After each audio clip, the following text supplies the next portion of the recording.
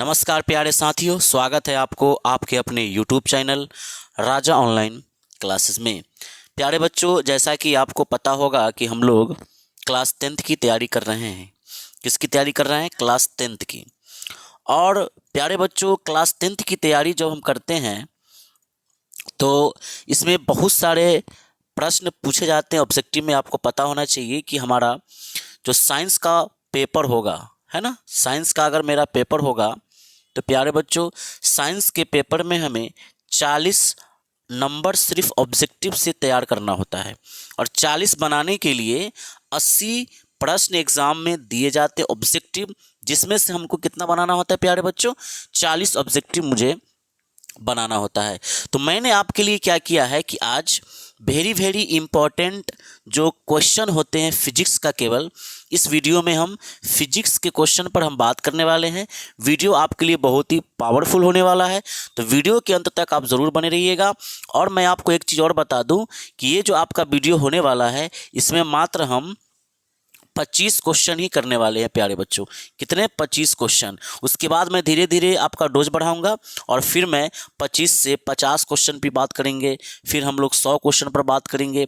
और आपको पता होना चाहिए कि हम लोग का एग्ज़ाम 17 फरवरी से स्टार्ट हो रहा है क्लास 10th का, तो उसके लिए तैयारी बहुत ही जोरों शोर तरीके से करनी पड़ेगी। तो चलिए वीडियो को लंबा न करते हुए प्यारे बच्चों, हम लोग स्टार्ट करते हैं और देखते हैं कि मेरा प्रश्न क्या है। और प्रश्न पर आप लोग बढ़िया से ध्यान दीजिएगा और समझने का प्रयास कीजिएगा बच्चों, ठीक है? क्योंकि अगर आप बढ़िया से नहीं समझेंगे, बढ़िया से अगर आपको समझ में नहीं आएगा, क्वेश्चंस याद नहीं होगा, तो आप एग्जाम में अच्छा नहीं कर सकते हैं। तो चलिए, पहला क्वेश्चन आपके सामने में है कि प्रकाश के परावर्तन के कितने नियम हैं? प्यारे बच्चों, आपको पता होना चाहिए कि हम लोगों का क्लास 10th का पहला नंबर चैप्टर है फिजिक्स का, प्रकाश का परावर्तन। क्या है?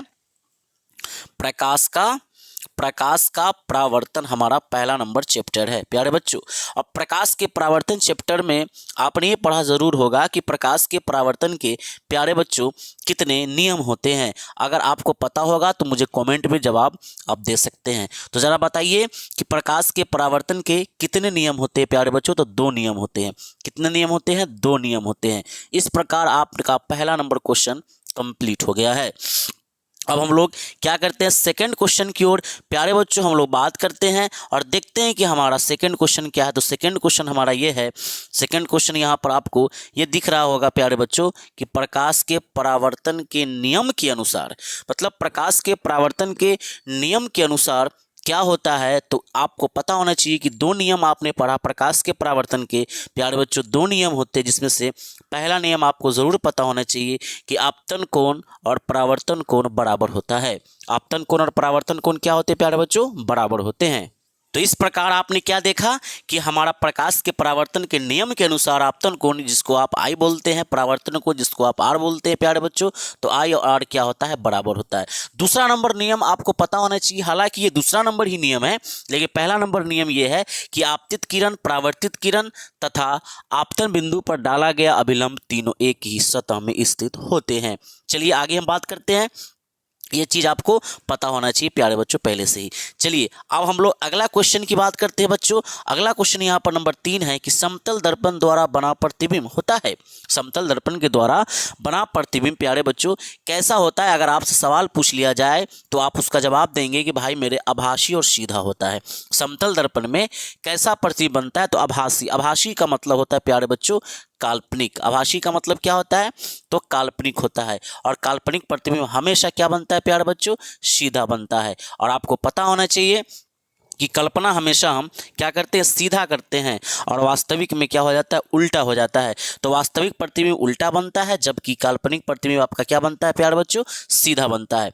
तो क्या इतनी बातें आपको समझ में आ गई? चलिए फटाफट से आप लोग याद करते हुए भी चलिएगा, ताकि आपको बहुत ही बेहतर तरीके से यहाँ पर समझ में आने वाला है। चलिए अगला प्रश्न नंबर 4। आधुनिक, ध्यान दीजिए, बहुत ही इंपॉर्टेंट क्वेश्चन है यहाँ पर कि आधुनिक क्वांटम सिद्धांत के अनुसार, यानी कि आधुनिक क्वांटम सिद्धांत के आधार पर प्रकाश को क्या कहते हैं? तो प्रकाश को आप कण भी कह सकते हैं। यहाँ पर लिखा हुआ है कि प्रकाश को कण भी कहा जा सकता है और तरंग भी कहा जा सकता है। क्या क्या कह सकते हैं? इसको हम कण भी बोल सकते हैं प्यारे बच्चों, और ये तरंग भी बोला जा सकता है। अगर ऑप्शन में आपको दिया जाए कि प्रकाश क्या है, तो आप वहाँ पर देखेंगे ऑब्जेक्टिव में आपको ऑप्शन दिया रहेगा विद्युत चुंबकीय तरंग। क्या दिया रहेगा? विद्युत चुंबकीय तरंग। तो आपको उसी पर टिक आउट करना है और ये बढ़िया है। और प्रकाश एक प्रकार की ऊर्जा भी है, तो ऊर्जा भी हो सकता है वहां पर लिखा हुआ, और विद्युत चुंबकीय तरंग भी लिखा हो सकता है। ठीक है, तो चलिए फटाफट से हम लोग ये हम देख लिए 4 क्वेश्चन। प्यारे बच्चों, आपको पता होना चाहिए कि 4 क्वेश्चन में हमने कितना क्वेश्चन सही किया। क्या प्यारे बच्चों आपको पता है कि 4 क्वेश्चन में आपने कितना कहा? आप अपना जवाब जो है कमेंट में जरूर दीजिएगा, सर हमने 4 में 3 किए या 2 किया, 1 किया। ठीक है, चलिए इसी के साथ अब हम लोग अगला प्रश्न की ओर बात कर लेते हैं। अगला प्रश्न है नंबर 5। यहाँ पर आपको दिख रहा होगा प्यारे बच्चों, जरा सा आप गौर करेंगे तो नंबर 5 में लिखा हुआ है कि समतल दर्पण की वक्रता त्रिज्या होती है। वक्रता त्रिज्या यानी आर, है ना, वक्रता त्रिज्या का मतलब आर। समतल दर्पण की वक्रता त्रिज्या जो होती है और अनंत होती है। क्या होती है प्यारे बच्चों? अनंत होती है। और अगला क्वेश्चन यहाँ पर है, परावर्तन के लिए विचलन कोण का मान होता है। आप पढ़े होंगे, ये आपका क्या है भाई मेरे? ये आपका क्या है? ये एक समतल दर्पण है। ये प्रकाश की किरण आ गई, ये परावर्तित हो गई, ये आने वाली किरण और ये जाने वाली किरण। अगर हम आपतित किरण को बढ़ाए इस तरफ नीचे की ओर अगर हम बढ़ाते हैं, प्यारे बच्चों ध्यान से सुनिएगा, अगर हम आपतित किरण को नीचे की ओर बढ़ाते हैं तो परावर्तित किरण के बीच का जो एंगल बनता है, यहाँ से लेकर यहाँ तक का जो एंगल बनता है, उसी को आप कहते हैं विचलन कोण। विचलन कोण को हमेशा आप डेल से डिनोट करते हैं। किससे करते हैं प्यारे बच्चों? डेल से। और डेल का संकेत क्या होता है? डेल का संकेत कुछ इस प्रकार होता है कि नहीं? ये डेल हो जाता है आपका। ठीक है, तो विचलन कोण का मान आपसे पूछा है कि विचलन कोण कितना डिग्री होता है, तो आपको याद रखना है विचलन कोण का मतलब होता है 180 degree minus 2i। 180 degree minus 2i, ये आपको याद रखना है। ठीक है प्यारे बच्चों, आप समझ चुके हैं इतना बात। आपको अगर पूछा जाए कि विचलन कोण का मान बताइए, तो विचलन कोण का मान आप कहेंगे कि भाई साहब 180 डिग्री माइनस 2i, और यही होता है विचलन कोण निकालने का फॉर्मूला और सूत्र। तो चलिए इस तरीके से हमने 6 क्वेश्चन प्यारे बच्चों कंप्लीट कर लिया है। आपको उम्मीद करते हैं कि बढ़िया से समझ में आ गया होगा। चलिए अब हम लोग अगला प्रश्न की ओर बात कर लेते हैं। अगला क्वेश्चन आपके सामने में है, बहुत ही खूबसूरत सा प्रश्न आपको दिख रहा होगा, नंबर 7। किस दर्पण को अपसारी दर्पण कहा जाता है? देखिए बहुत ही इंपॉर्टेंट क्वेश्चन है ये, वेरी वेरी इंपॉर्टेंट आप इसको नाम दे सकते हैं। किस दर्पण को अपसारी दर्पण कहा जाता है? तो आपका उत्तर हो जाएगा राइट आंसर अवतल दर्पण। और मैं आपको बता दूं कि एक आपका होता है भाई साहब उत्तल दर्पण। तो उत्तल दर्पण जो आपका होता है ना, इसको आप लोग बोलते अभिसारी। क्या बोलते हैं? अभिसारी दर्पण कहते हैं। इसे आप अभिसारी कह सकते हैं, और अवतल को आप अपसारी दर्पण के नाम से जान सकते हैं और जानते भी हैं। ठीक है, ये सवाल आपको डायरेक्ट एग्जाम में पूछ देगा। अगला प्रश्न की ओर बात कर लेते हैं प्यारे साथियों। किसी दर्पण की फोकस दूरी वक्रता त्रिज्या की होती है। मतलब किसी दर्पण की जो फोकस दूरी होती है, फोकस दूरी का मतलब क्या होता है बच्चों? फोकस दूरी का मतलब होता है स्मॉल एफ। फोकस दूरी क्या होती है? वक्रता त्रिज्या की आधी होती है। क्या होती है? आधी होती है। आपको पता होना चाहिए कि एफ बराबर होता है r/2। एफ बराबर r/2, इसको सिद्ध भी किया जाता है अवतल दर्पण और उत्तल दर्पण में। ये दोनों दर्पण के लिए लागू है, एफ बराबर r/2। अगर आपसे यहाँ पर r का मान पूछ लिया जाएगा तो r बराबर क्या हो जाएगा? 2 गुना एफ, यानी कि 2f हो जाएगा। इस प्रकार से आप याद रख सकते हैं r बराबर 2f और f बराबर r/2। तो याद रखेंगे किसी दर्पण की फोकस दूरी उसकी वक्रता त्रिज्या की क्या होती है बच्चों? आधी होती है। ठीक है ना? चलिए मैं उम्मीद करता हूं कि आपको अच्छे से क्लियर हो रहा होगा। आगे हम लोग बात करते हैं, क्वेश्चन नंबर 9 को देखते हैं बच्चों। 9 में लिखा है यहाँ पर कि सोलर कुकर। क्या लिखा है प्यारे बच्चों? सोलर कुकर में कौन सा दर्पण उपयोग होता है? सोलर कुकर में कौन सा दर्पण उपयोग होता है? तो सोलर कुकर में बच्चों अवतल दर्पण होता है। और आपसे सब्जेक्टिव सवाल पूछा जा सकता है, अवतल दर्पण के उपयोग बताइए। अवतल दर्पण के क्या बताइए प्यारे बच्चों? उपयोग बताइए। अवतल दर्पण के उपयोग बताइए। तो अगर आपको उपयोग की बात अगर हम करें कि इसका उपयोग कहाँ कहाँ किया जाता है, तो प्यारे बच्चों आप ये बोल सकते हैं कि अवतल दर्पण का उपयोग कहाँ कहाँ कर सकते हैं। बहुत सारे जगहों पर अवतल दर्पण का उपयोग होता है। जैसे कि एक तो आपने देख लिया सोलर कुकर, एक आपने क्या देखा? सोलर कुकर, एक आपने देखा सोलर कुकर। ठीक है, यहाँ पर कर सकते हैं। डॉक्टरों के द्वारा रोगियों के नाक कान की जांच करने में भी इसका इस्तेमाल किया जाता है। सर्च लाइट में भी आप अवतल दर्पण का उपयोग करते हैं। तो इसके कई सारे उपयोग हैं जिसको आप याद रख सकते हैं हमेशा की तरह। ठीक है, चलिए आगे बढ़ते हैं, ध्यान दीजिएगा। अब अगला नंबर क्वेश्चन है आपका 10 नंबर कि हजामत, ध्यान दीजिएगा, हजामत बनाने के लिए कौन सा दर्पण उपयोग होता है? हजामत बनाने के लिए, मतलब सैलून के दुकान में जो हजाम लोग होते हैं वहाँ पर किस दर्पण का उपयोग करते हैं, तो आप कहेंगे सर अवतल दर्पण का उपयोग करते हैं। ठीक है ना। चलिए नंबर 11 की बात कर लेते हैं बच्चों। किस दर्पण का दृष्टि क्षेत्र बड़ा होता है? क्या बात है, किस दर्पण का दृष्टि क्षेत्र यानी देखने की क्षमता बड़ी होती है, तो आप कहेंगे सर उत्तल दर्पण। क्या कहेंगे? उत्तल दर्पण। इस तरीके से आपका 11 नंबर का क्वेश्चन यहाँ पर क्या हो गया प्यारे बच्चों, कंप्लीट हो गया। आपने 11 में कितना जवाब दिया आप मुझे ज़रूर बताएंगे। चलिए आगे की ओर बात कर लेते हैं और अगला क्वेश्चन आपके सामने में है। आप देखेंगे क्वेश्चन यहाँ पर बहुत ही सुंदर सा क्वेश्चन 12 नंबर है कि प्रतिबिंब की ऊंचाई तथा वस्तु की ऊंचाई के अनुपात को क्या कहते हैं? आपको पता होना चाहिए प्यारे बच्चों, ये डायरेक्ट परिभाषा होता है आवर्धन का। आवर्धन का परिभाषा होता है बच्चों, ये जो आपका आवर्धन होता है इसकी परिभाषा होती है कि वस्तु की ऊंचाई और प्रतिबिंब की ऊंचाई के अनुपात को आप क्या कहते हैं? आवर्धन कहते हैं। क्या कहते हैं प्यारे बच्चों? आवर्धन कहते हैं। प्रतिबिंब की ऊंचाई और वस्तु की ऊंचाई के अनुपात को आप क्या कहेंगे? आवर्धन कहेंगे। चलिए अब 13 नंबर की बात कर लेते हैं। गोलीय दर्पण की वक्रता त्रिज्या अगर 40 सेंटीमीटर हो तो उसकी फोकस दूरी क्या होगी? देखिए वक्रता त्रिज्या का मान दिया है प्यारे बच्चों, किसका मान दिया है? वक्रता त्रिज्या दिया है। और वक्रता त्रिज्या को आप क्या बोलते हैं प्यारे बच्चों? आर बोलते हैं। इसका मान कितना दिया है? तो 40 सेंटीमीटर दिया हुआ है। ठीक है ना, 40 सेंटीमीटर दिया है। और पूछा है क्या? फोकस दूरी। आपको पता होना चाहिए कि एफ बराबर होता है r/2। अभी आपने पढ़ा कि फोकस दूरी उसकी वक्रता त्रिज्या की आधी होती है। तो एफ बराबर आर का मान कितना है प्यारे बच्चों? 40 और बट्टा में 2 हो गया। ठीक है ना। अब यहाँ से हम 2 से इस 40 को काटना चाहें तो आसानी से कटेगा कितना बार में? 20 बार में। और ये 20 सेंटीमीटर आपका सही उत्तर हो जाएगा जो कि यहाँ पर दिया गया है। ठीक है ना प्यारे बच्चों। चलिए बहुत बढ़िया।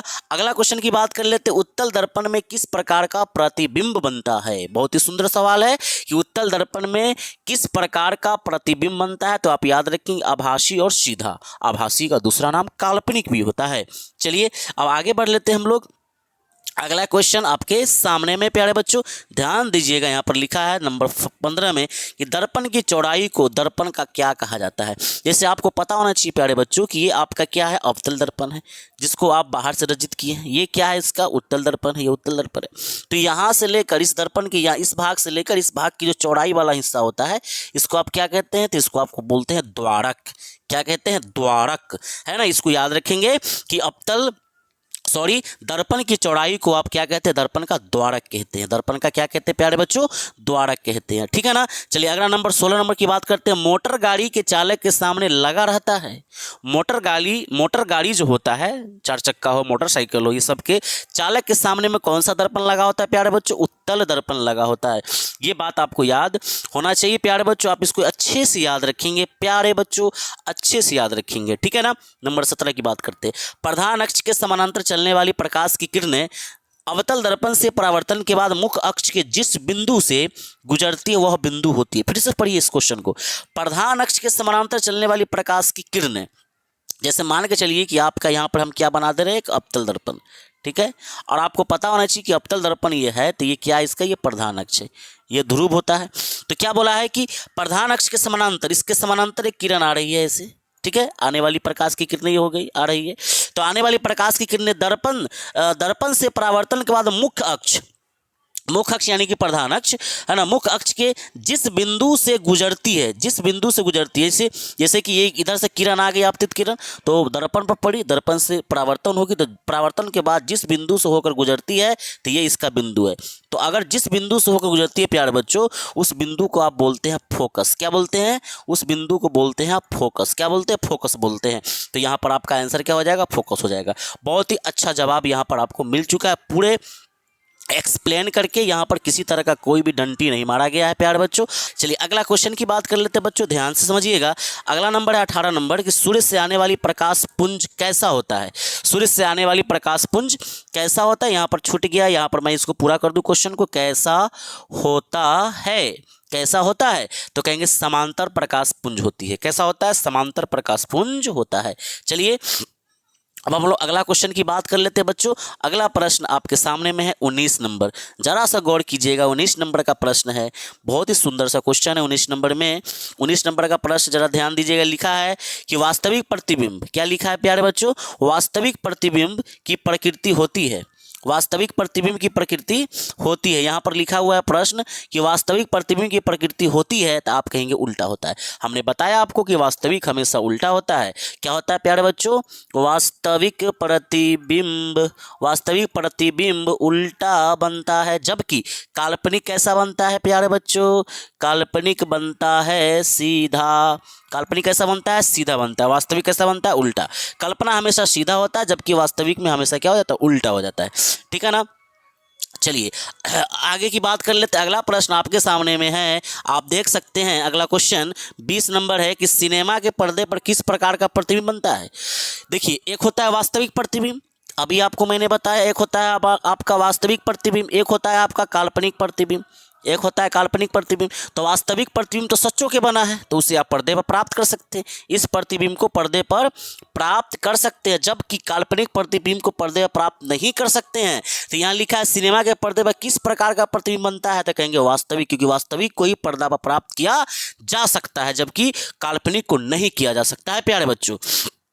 ठीक है, तो इस तरीके से आप इसको याद रख सकते हैं। बहुत ही इजी आपको याद रखने में जो है हो सकता है यहाँ पर। ठीक है ना। चलिए अगला प्रश्न की बात कर लेते हैं प्यारे बच्चों। जब तो यहाँ पर आपका जो 21 नंबर क्वेश्चन कंप्लीट हो गया है। ठीक है ना। अब हम लोग आगे बढ़ते हैं, देखते हैं कि अगला क्वेश्चन आपके लिए क्या है यहाँ पर। और अगला क्वेश्चन की हम लोग प्यारे बच्चों बात कर लेते हैं और देखते हैं कि अगला प्रश्न क्या है आपका। ठीक है, अगला क्वेश्चन, तो अगला क्वेश्चन आपके सामने में है, आप देख सकते हैं अगला क्वेश्चन। तो यहाँ पर आप देख सकते हैं अगला क्वेश्चन है आपका 24 नंबर। अच्छा, 21 के बाद 22 है ना। 22 और 23 यहाँ पर टाइप नहीं हो पाया है क्या? 22 और 23 नहीं हो पाया। 22 और 23 प्यारे बच्चों है ना, 22 और 23 आपका जो है यहाँ पर टाइप नहीं हो पाया, सॉरी।